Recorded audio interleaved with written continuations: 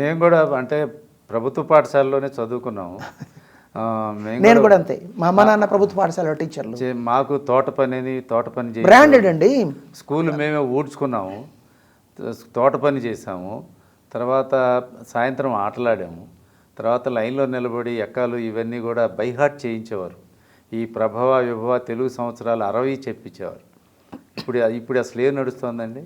Corona కాలంలో గాంధీ ఆసుపత్రిని ఒక ఉదాహరణగా ఇస్తూ నా దగ్గరికి వచ్చిన వాళ్ళు, నన్ను కాంటాక్ట్ చేసిన వాళ్ళకి అక్కడ ట్రీట్మెంట్ వెళ్ళమని చెప్తే, సార్ ప్రారంభంలో అక్కడే ట్రీట్మెంట్ ఉండేది.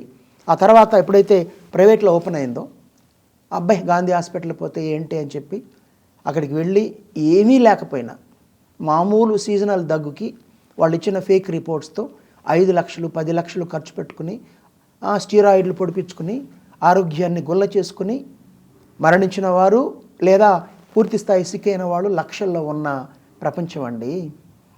ఇంగిత జ్ఞానం చచ్చింది, ఆలోచించే తత్వం పోయింది, క్రిటికల్ థింకింగ్ లేదు.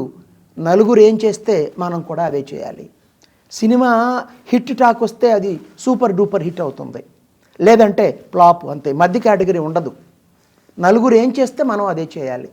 నలుగురు ఒక 20 అంతస్తుల మేడకి దూకితే అదే ట్రెండింగు, నేను కూడా దూకుతా.